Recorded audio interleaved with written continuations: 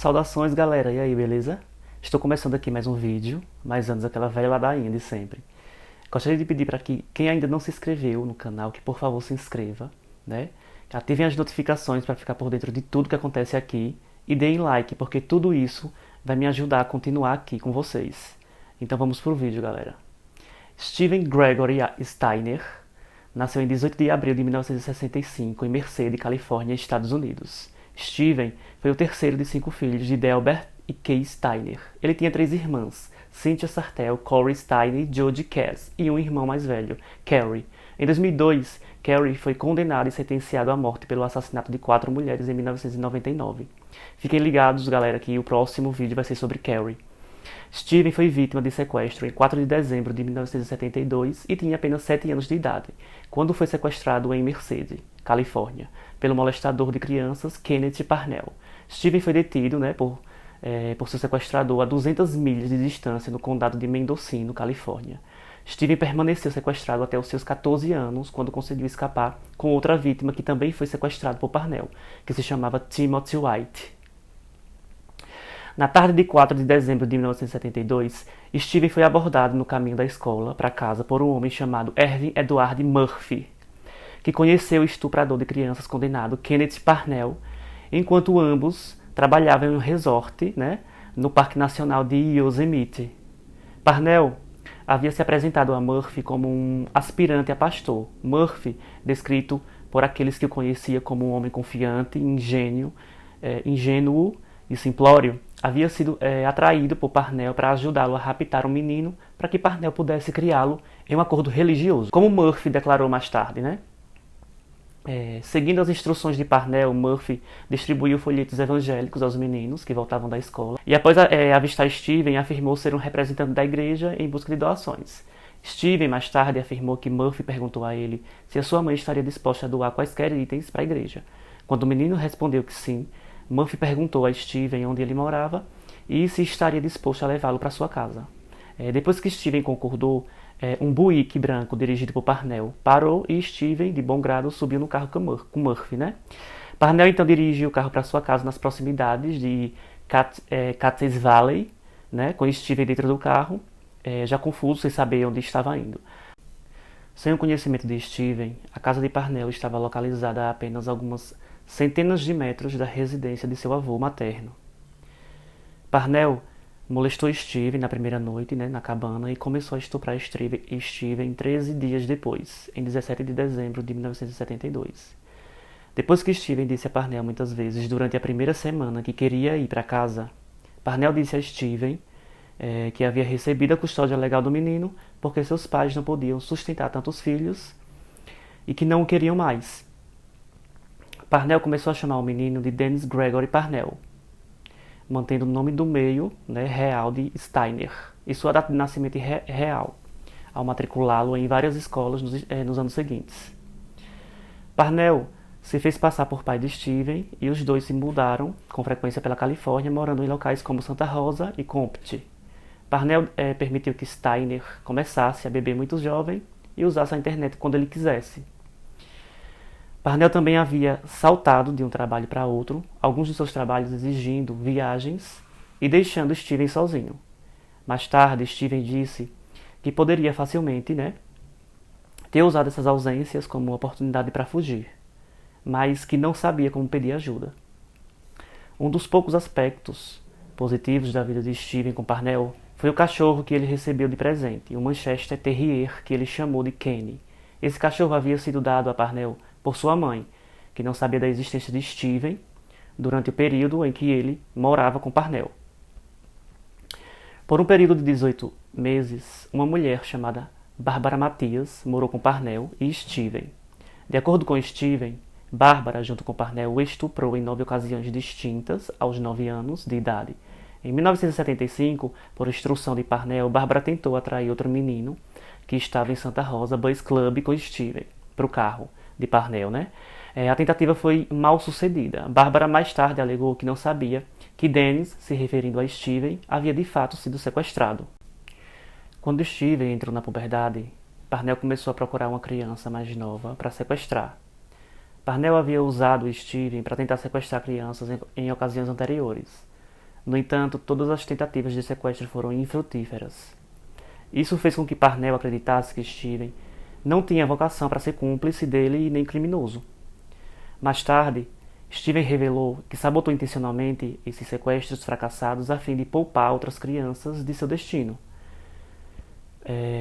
Pensando que Steven era um criminoso incompetente, Parnell persuadiu um dos amigos adolescentes de Steven, um garoto local chamado Randall Cian Pullman, a ser cúmplice dele, prometendo-lhe drogas e dinheiro. Em 14 de fevereiro de 1980, Parnell e o amigo adolescente de Steven, chamado Pullman, sequestraram Timothy White, de 5 anos, em Ukiah. Motivado em parte pela angústia do menino, Steven decidiu devolver o menino aos pais. Timothy James White nasceu em 1º de novembro de 1974 em Merced, Califórnia, Estados Unidos. Filho de Angela e James White, Timothy era um menino americano que, em 1980, aos 5 anos de idade, foi sequestrado pelo pedófilo Kenneth Parnell e mantido preso por várias semanas antes de escapar com Steve Steiner, que na época tinha 14 anos, e também havia sido sequestrado por Parnell 7 anos antes. Em 13 de fevereiro de 1980, Pullman notou Timmy White, de 5 anos, que estava brincando do lado de fora da casa de seus pais em Ukiah, Califórnia, e o conduziu até o carro de fuga de Parnell. Quando White se recusou e tentou correr para dentro da casa, Pullman empurrou o menino contra uma cerca de arame, forçou-o a afrouxar o aperto e arrastou-o, chutando e gritando para dentro do carro. Parnell fez um trabalho rápido de lavagem cerebral de White, como fizera antes, com o sequestro de Steven, tentando fazer com que White pensasse que seu novo nome era Tommy. Parnell pagou Pullman com o dinheiro prometido e a maconha, depois ordenou que ele fosse embora e nunca falasse sobre o incidente. Parnell tingiu o cabelo loiro de Timothy de castanho escuro para mascarar sua aparência dos próximos pôsteres de crianças desaparecidas. No final das contas, Parnell passaria White como seu filho mais novo e irmão de Steven. White estabeleceu um vínculo com Steven durante os 16 dias em que foi mantido em cativeiro e falou favoravelmente sobre como o menino mais velho cuidou dele. Steven, determinado a não ver outra criança sofrer o abuso sexual sistemático que ele sofreu, procurou devolver White a seus pais. Em 1º de março de 1980, enquanto Parnell estava em seu trabalho noturno de segurança, Steven partiu com White. Caminharam uma grande distância até um motorista de caminhão que passava, e os levou para Ukiah. Steven planejou originalmente devolver Timothy à residência dos White, mas Timothy não conseguia se lembrar de seu endereço. Incapaz de localizar o endereço residencial de White, ele decidiu fazer White entrar na delegacia para pedir ajuda, sem ele. Os policiais logo localizaram e detiveram os dois. Steven imediatamente identificou White e então revelou sua verdadeira identidade e história. Ao amanhecer de 12 de março de 1980, Parnell foi preso sob a suspeita de sequestrar os dois meninos. Quando a polícia verificou seus antecedentes, eles encontraram uma condenação anterior por sodomia de 1951. Ambas as crianças se reuniram com suas famílias naquele dia. Em 1981, Parnell foi julgado e condenado pelo sequestro de White e Steven em 2 julgamentos separados. Ele foi sentenciado a 7 anos, mas obteve liberdade condicional depois de cumprir 5. Parnell não foi acusado de numerosas agressões sexuais a Steven e outros meninos, porque a maioria delas ocorreu fora da jurisdição do promotor do condado de Merced ou estava então fora do estatuto de limitações ou fora do prazo de prescrição. Os promotores do condado de Mendocino, agindo quase inteiramente sozinhos, decidiram não processar Parnell pelas agressões sexuais ocorridas em sua jurisdição. Murphy e Pullman, que ajudaram a sequestrar White, foram condenados por acusações menores. Ambos alegaram que nada sabiam sobre o ataque sexual de Steven. Bárbara nunca foi presa. Steven se lembra da gentileza que o tio Murphy havia mostrado a ele em sua primeira semana de cativeiro, enquanto ambos estavam sob a influência da manipulação de Parnell, e ele acreditava que Murphy era tão vítima de Parnell quanto ele, Timothy. O sequestro de Steven e suas consequências levaram os legisladores da Califórnia a mudar as leis estaduais para permitir penas consecutivas de prisão em casos semelhantes de rapto. A família White manteve contato com a família Steiners. E quando Steven morreu em um acidente de motocicleta em 1989, White, então com 14 anos, carregava o caixão. Mais tarde, depois de voltar para casa, para sua família, Steven teve problemas para se ajustar a uma casa mais estruturada, pois tinha permissão para fumar, beber e fazer o que ele quisesse quando ele morava com Parnell. Então, em uma entrevista para o Newsweek, logo após sua fuga, Steven disse, abre aspas, voltei quase um homem adulto, mas meus pais me viram no início como seu filho de 7 anos. Depois que pararam de tentar colocar regras de novo, nossa relação melhorou. Mas por que meu pai não me abraça mais? Tudo mudou. Às vezes eu me culpo. Às vezes não sei se deveria ter voltado para casa. Eu estaria melhor se eu não tivesse voltado para casa? Fecha aspas. Steve passou por um breve aconselhamento, mas nunca procurou tratamento adicional. Ele também se recusou a revelar todos os detalhes do abuso sexual que sofreu de Parnell.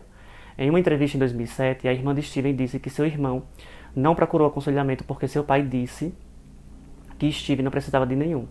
Ela acrescentou, abre aspas, Steven continuou com sua vida, mas estava muito confuso, fecha aspas. Steven foi intimidado, por outras crianças na escola, por ter sido molestado, e acabou desistindo de estudar. Então, Steven começou a beber com frequência e acabou sendo expulso da casa da sua família. Seu relacionamento com seu pai continuou tenso. Em 1985, Steven, já casado com George Edmondson, de 17 anos, com quem teve 2 filhos, uma filha chamada Ashley e um filho chamado Steven Jr. Ele também trabalhou em grupos contra rapto de crianças, falou com as crianças sobre segurança pessoal e deu entrevistas sobre seu sequestro. Ele se filiou à Igreja de Jesus Cristo dos Santos dos Últimos Dias, pouco antes de sua morte. No momento da sua morte, Steven morava em Merced e trabalhava em uma pizzaria. Em 16 de setembro de 1989, Steven sofreu ferimentos fatais na cabeça enquanto voltava do trabalho para casa, quando sua motocicleta colidiu com o carro em um atropelamento e fuga. O suposto motorista do carro foi posteriormente identificado por testemunhas. 500 pessoas compareceram a seu funeral, no qual Timothy White, agora com 14 anos, era o portador do caixão. Posteriormente, Timothy tornou-se representante do departamento de xerife do condado de Los Angeles em 2005. Como Steven, ele deu palestras para crianças sobre sua experiência e os perigos do sequestro. Em 2004, Parnell foi divulgado por tráfico de pessoas e tentativa de sequestro de uma criança, e Timothy foi intimado a testemunhar. Também foi convocado Sean Pullman, que reagiu com choque, não tendo visto Timothy desde o sequestro de 1980. Os dois falaram brevemente e se abraçaram, Timothy tendo perdoado Pullman. Timothy se casou com Dana e teve 2 filhos com ela, uma filha, Hannah, e um filho, Lucas. Ele morreu em 1º de abril de 2010 de embolia pulmonar. Adaptações de mídia.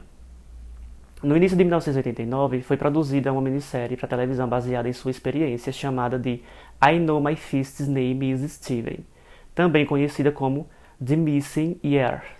Steven, tirando uma licença do seu trabalho, atuou como assessor da Lorimar Telepictures. E Steven interpretou um dos 2 policiais que escoltam ele aos 14 anos pela multidão enquanto voltava para sua família, que já estavam o esperando no retorno para sua casa em Merced. Nesse caso, o Steve de 14 anos foi interpretado por outro ator chamado Corey Nemec.